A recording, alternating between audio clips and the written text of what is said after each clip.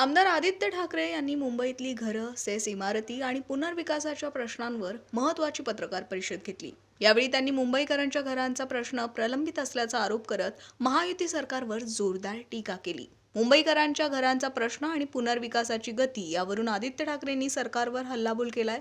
विशेषतः मुख्यमंत्री देवेंद्र फडणवीस आणि उपमुख्यमंत्री एकनाथ शिंदे यांच्यावर आदित्य ठाकरेंनी निशाणा साधला। आज दोन महत्त्वाचे विषय मी आपल्या माध्यमातून तमाम मुंबईकरांसमोर नेत आहेत, कारण कदाचित आपल्याला बातम्यांच्या बुलेटिनमध्ये हे विषय छोटे वाटतील, पण हे लाखो मुंबईकरांच्या घरांशी संबंधित आहेत। काल आपण मुख्यमंत्र्यांचं उत्तर तर पाहिलंच असेल। पहिला विषय मी सेसचा घेईन। मुंबईत जवळपास 14,500 चाळी आहेत, इमारती आहेत, ज्या पगडीच्या आहेत किंवा सेसच्या आहेत, उपकरप्राप्त आहेत। आणि ह्या 14,500 इमारतींमध्ये हजारो मुंबईकर, लाखो नसतील तर हजारो मुंबईकर तरी अजूनही राहतात। अनेक ह्या इमारती पगडीच्या किंवा सेस प्रॉपर्टीज ज्या आहेत त्या 60 वर्षाच्या, 70 वर्षाच्या, 80 वर्षाच्या, काही 100 वर्षाच्या देखील झालेल्या आहेत। आणि अर्थातच गळती लागलेली आहे, दुरुस्तीची गरज आहे, काही ठिकाणी पुनर्विकासाची गरज आहे। आपल्याला आठवत असेल 2021 साली आम्ही हा कायदा आणला होता, महाविकास आघाडी म्हणून, ज्याच्यात सेस प्रॉपर्टीजना 79 1A आणि 1B माध्यमातून पहिलं 6 महिने जागा मालकाला आणि नंतर तिकडच्या भाडेकरूंना आपण पुनर्विकासाची संधी देत होतो। फेअर कायदा होता, तरी देखील विधानसभेत, विधान परिषदात, विधिमंडळात दोन्ही पारित झाल्यानंतर पण आम्ही राज्यपालांच्या सहीसाठी पाठवलं। तेव्हा त्यांनी 2 वर्ष तो राष्ट्रपती महोदयांकडे त्यावेळी पाठवला होता, कोश्यारी साहेबांनी। कोविंद साहेबांनी तेव्हा काही सही केली नाही।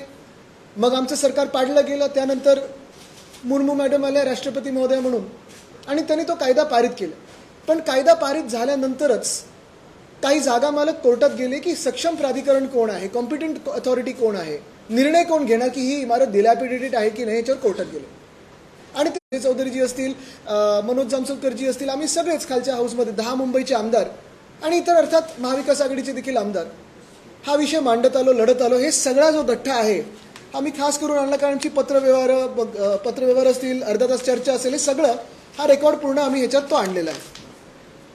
आमची मागणी एकच होती त्यावेळी, जी कायद्यामध्ये होती, आणि त्यानंतर त्यांच्या पुढे 2 मागण्या होत्या, ज्या मी तुम्हाला सांगतो, कारण मुंबईकरांसाठी हे खूप ऐकून घेणं महत्त्वाचं आहे। आमची मागणी ही होती की काल जे पारित झालेलं बिल होतं ते खरं तर 2 वर्षापूर्वीच व्हायला पाहिजे होतं, कारण सक्षम प्राधिकरण कोण आहे हा जर विषय त्याच वेळी ठरला असता तर एवढी केस ही खेचलीच गेली नसती।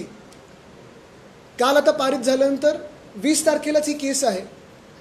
आपल्या माध्यमातून मुख्यमंत्री महोदयांना मी या हजारो मुंबईकरांच्या वतीने सांगत आहे, विनंती करत आहे की 20 तारखेला जी केस असेल, म्हाडाचे जे कोणी वकील असतील ते, राज्य सरकारचे वकील असतील ते, मग एजी लागले तर एजी, केंद्र सरकारचे जे कोणी असतील ते, हे तिथे उभं करून ही सुनावणी होईल ह्याची जबाबदारी स्वतः मुख्यमंत्री महोदयांनी घ्यावी।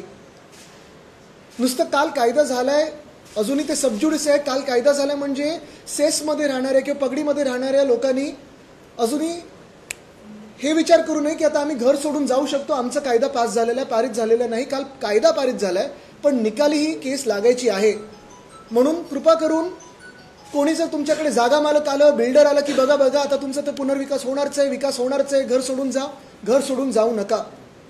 बाहेर देखील आम्ही ज्या मागण्या मांडत आहोत, मग शिवसेना उद्धव बाळासाहेब ठाकरे पक्ष म्हणून असेल, पगडी एकता संघाचे मुकेश आहेत आणि अनेक असे लोक आहेत जे आमच्यासोबत काम करतायत। इथे मातोश्रीवर प्रत्येक आठवड्यात वेगळ्या वेगळ्या चाळींसोबत, इमारतींसोबत बैठक होतात आमच्या, आणि त्यांच्या मनात सक्षम प्राधिकरणसोबत अजून एक भीती आहे, जी मी मुख्यमंत्री महोदयांना पुन्हा एकदा विनंती करते आणि आठवण करून देतोय। अनेकदा पत्र लिहिली आहेत, भेटीगाठी झाल्यात, पण ह्याच्या पुढे जाऊन आता हा कायदा पारित झाल्यानंतर जर हा निकाल लागला 20 तारखेला, त्यानंतर म्हाडाचा जो SOP आहे, स्टँडर्ड ऑपरेटिंग प्रोसिजर, ते तुम्ही बनवलेलं आहे, ते टॅग कमिटीकडे कसं जाणार, डिलॅपिडेटेड स्ट्रक्चर कोण डिसाईड करणार, जागा मालकांना तुम्ही अपीलमध्ये जायला देणार, हे सगळं थोडं बदलून सोपं करा, सरळ करा।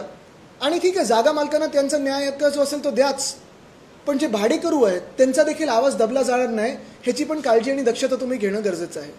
आणि तिसरी गोष्ट आणि सगळ्यात महत्त्वाची गोष्ट आपल्याच माध्यमातून ह्याच कायद्यासाठी, ती म्हणजे तुम्हाला एविक्शन नोटीस येतील तर आम्हाला संपर्क करा। आणि मुख्यमंत्र्यांना परत एकदा सांगतोय की अनेक जागा मालक असतील किंवा बिल्डर असतील, मुंबईकरांना धमकवत आहेत, ह्या सेस प्रॉपर्टीजमध्ये किंवा पगडी प्रॉपर्टीजमध्ये नोटिसेस पाठवत आहेत आणि घर खाली करण्याची त्यांना धमक्या देत आहेत। घर एकदा खाली झालं, रिकामं केलं घर की मग तुमचा अधिकार जातो, म्हणून टेनंटचं रजिस्ट्रेशन करून घेणं देखील म्हाडाची जबाबदारी आहे.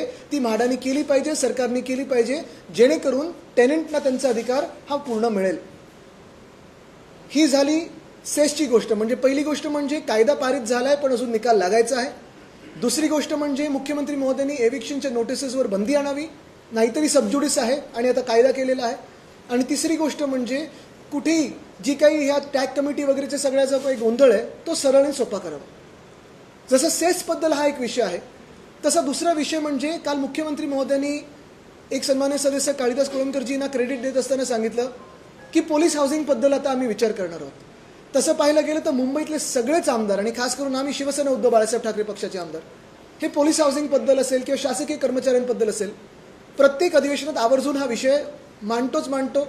मग कुठच्याही चर्चेतून असो, लक्षवेधीमधून असो, प्रस्तावामधून असो, मुंबईत जवळपास प्रत्येक मतदारसंघात पोलीस हाऊसिंग आहे. आणि आमची मागणी हीच आहे, सरळ आहे, स्पष्ट आहे. कारण काल जी काही वक्तव्य आम्ही ऐकलं ते हेच होतं की जे इन सर्व्हिस पोलीस आहेत त्यांच्यासाठी मोठी घरं आता बांधून देणार. ठीक आहे, तिथं झालीच पाहिजेत, त्याच्यावर आम्ही आग्रही आहोतच. पण ते होत असताना जे रिटायर्ड पोलीस कर्मचारी आहेत, ज्यांच्या परिवारांनी 2-3 पिढ्या पोलिसांमध्ये काढलेल्या आहेत, त्यांना तुम्ही हक्काची घरं कधी देणार? आणि तुम्ही देऊ शकता. आमचा जो प्लॅन आहे, मी मुख्यमंत्री महोदयांना मागच्याच महिन्यात डिटेल्ड पत्र लिहिलेलं आहे की जसं मुंबईमध्ये तुम्ही आता म्हाडाच्या माध्यमातून ते लेआउट जे आहेत पोलीस वसाहतींचे तिथे रिडेव्हलपमेंट करतायत, पुनर्विकास करत आहात, त्याच्यात जवळपास 60% तुम्ही सर्व्हिस पोलीसवाल्यांना ठेवू शकता आणि 40% हे रिटायर्ड पोलीस कर्मचाऱ्यांसाठी ठेवू शकता, ज्याच्यात कन्स्ट्रक्शन कॉस्टवर तुम्ही जर त्यांना विकलत तर त्यांना मुंबईच्या बाहेर जाण्याची गरज नाही पडणार आणि त्यांना मुंबईतल्या मुंबईतच हक्काचं घर मिळेल. तसं पाहायला गेलं तर काल जो तसं प्रश्न विचारण्यासारखं नाहीच याच्यावर. तर मुख्यमंत्री काय जनार्दन चाळक पुरुषांतवाडी त्यांच्याबरोबर आमच्या 2-3दा बैठका झालेल्या आहेत. त्याच्यात देखील पागडी एकता संघ त्यांना मदत करत आहे, शिवसेना उद्धव बाळासाहेब ठाकरे पक्ष मदत करत आहे. मी त्यांना म्युन्सिपल कमिशनर महोदयांकडे पण घेऊन गेलो होतो. त्यांना एक मार्ग आम्ही सुचवलेला आहे जो म्युन्सिपालिटीकडून किंवा BMCकडून मदत होऊ शकते. त्या समितीबरोबर माझी आता 1-2 दिवसात बैठक होईलच. तो जर त्यांनी स्वीकारला तर आम्ही म्युन्सिपल कमिशनरकडे आग्रही राहू. फुटबॉल ग्राउंड संदर्भात तुम्ही जो प्रश्न उपस्थित केला होता, व्हिडिओ टाकला होता, त्यावर पुढे काय झालं का? पुढे अजून आता नाही. मुख्यमंत्री महोदय मला वाटतं आग्रही आहेतच ते प्लॉट घ्यायला. त्यांना फुटबॉल वाढू द्यायचं नाही असं वाटतंय. पण एक महत्त्वाचं आहे की आम्ही हा लढा देत आहोत. सगळे फुटबॉलपटू तिथे पुन्हा एकदा आंदोलन करणार आहेत. आणि जसं कालच मला वाटतं एक विधेयक आलं होतं, अशासकीय विधेयक होतं, मुंबईच्या मोकळ्या जागा. म्हणजे किती दुधारी तलवार आहे ही भाजप बघा. एका बाजूला अशासकीय विधेयक आणतं, ते विधेयकामध्ये काय लिहिलं आहे की मोकळ्या जागा वाचवल्या पाहिजेत आणि दुसऱ्या बाजूला मोकळ्या जागाच ढापायला निघालेत. आदित्यजी, सगळ्यात महत्त्वाचं म्हणजे की महायुती गव्हर्नमेंटने अनाऊन्स केलेलं की पॉटहोल्स फ्री मुंबई आम्ही करणार, पण पावसाच्या याच्यामध्ये रस्त्यांची परिस्थिती इतकी गंभीर आहे. रस्त्यामध्ये 1-2 असे खड्डे झालेत, पण त्याच्यावर डांबर. तर पॉटहोल्स फ्री मुंबई बोलल्यानंतरही आज मुंबईची रस्त्यांची परिस्थिती खूपच जास्त. आम्ही परवा जेव्हा मी डोंबिवलीला चाललेलो तेव्हा देखील आपण पाहिलं असेल, त्याच्या आधी पण मी पाहिलं कोपरी पुलावर आत्ता 2 मिसिंग लिंक वरती खालती खड्डे पडलेत. परत मिलिंग फिनिशिंग तुमचं ॲस्फॉल्ट मॅस्टिकचं ह्याच्यावर चालतं अटल सेतूवर. आत्ता उद्घाटन झालेले हे रस्त्यात. प्रकरणी ज्या पद्धतीने आरोप केले उपमुख्यमंत्र्यांनी, काय वाटतं? मला वाटतं उपमुख्यमंत्री थोडेसे हल्लेले आहेत. ते ऑपरेशन देवेंद्र फडणवीसमध्ये एवढे व्यस्त आहेत की स्वतःचा नगरसेवक जेव्हा जाऊन डॉक्टरवर हात उचलतो तिथे बोलायला काही हिंमत नाही. दुसऱ्या हॉस्पिटलमध्ये लपवण्याची सगळे हे चालते. मला वाटतं त्यांनी स्वतःचं जर काम बघितलं तर थोडे ते बिझी तरी होतील. शरद पवारांनी कर्जमाफीचं कौतुक केलेलं आहे. याआधी शिंदेच्या दालनासारखी बैठक असेल, पुन्हा आता महायुतीच्या निर्णयाचं कौतुक असेल, अशा प्रकारे पाहता. मला वाटतं मी आज सेस आणि ह्याच्यावरच बोलीन, कारण दुसरीकडे कुठेही गेलं नाही. मी का सांगतोय, कारण हा विषय खूप महत्त्वाचा आहे. कर्जमाफी किंवा कर्जमुक्ती आम्ही सातत्याने आम्ही पण सगळ्यांनीच मांडलं की अटी शर्ती ह्या काढल्या पाहिजेत. आधीचे आणि नंतरचे जे कर्जमुक्ती, तर तसं कर्जमुक्तीचं जे मुख्यमंत्र्यांनी सांगितलं की का नाही देऊ शकत आम्ही 2019 वाल्यांना, कारण ते आत्ताच झाले. आत्ता म्हणजे आता 6 वर्ष झाली, 7 वर्ष झाली. पण त्याच्यात मी का जात नाही आहे, कारण आत्ता हा विषय देखील तेवढाच महत्त्वाचा आहे. आणि पुढच्या आठवड्यात देखील आम्ही फीडबॅक सातत्याने घेत आहोत की शेतकऱ्यांपर्यंत कर्जमुक्ती पोहोचत आहे की नाही, त्याच्यावर देखील आम्ही बोलणार आहोत. पवारांच्या विश्वासार्हतेमध्ये देखील आपले खासदार नाही, मी इतर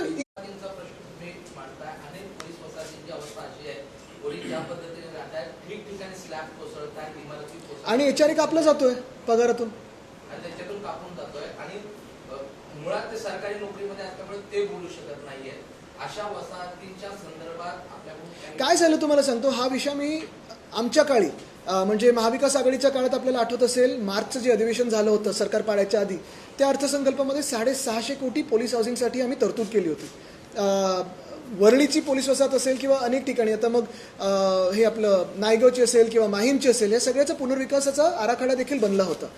आत्ता काय झालं, 4 वर्ष उलटल्यानंतर एकदम त्यांना आठवलं नाही आता सगळे क्लस्टरमध्ये करायचं. वरळीत देखील 28 एकर आहे.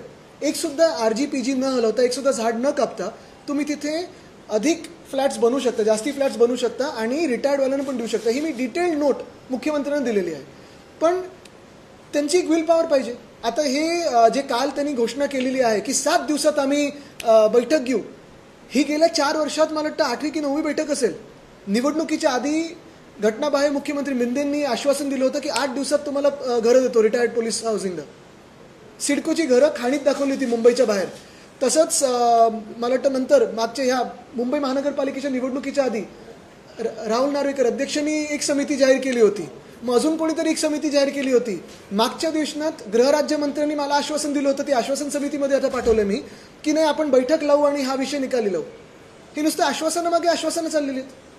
आदित्य, महाराष्ट्राच्या राजकीय संस्कृतीचा विषय, जिथे महाराष्ट्राचे मुख्यमंत्री फ्लोर ऑफ द हाऊसमध्ये टट्टे आणि कुत्रेसारखा उल्लेख करतात, वन, आणि त्यांच्यावर जर कोणी प्रश्न विचारला तर आणि किंवा त्यांच्यावर काही देशद्रोही आहेत. त्यांना स्टँडअप कॉमेडियन म्हणून बोलतात महाराष्ट्राचे मुख्यमंत्री. राजकीय संस्कृती त्यांना विचारा ना, ते त्या दिवशी ते पण आहेत त्या व्हिडिओमध्ये जेव्हा ते खासदार बोललेत त्यांना, तुम्हाला जेवायला देतो. एवढा राजकीय संस्कृतीत खालावला नव्हता. आता एवढं जेवढं खालावलं आहे, नासवलेलं आहे या भाजपानी असेल किंवा इतर त्यांच्या आता भाडे काय काय मला माहीत नाही, भाड्याचे आहेत, विकत घेतलेत, फुकटात घेतलेत, मला माहीत नाही. पण ह्या सगळ्या लोकांनी आपण पाहिलं असेल की मुळात ज्या विषयांवर चर्चा झाली पाहिजे महाराष्ट्रात, ती न होता एकामेकांना नावं ठेवणं, पक्ष फोडणं, ह्याच सगळ्यात व्यस्त आहेत. आणि म्हणून हे विषय मागे राहू नयेत म्हणून मी तुम्हाला सगळ्यांना परत ह्याच्यावर आणतो.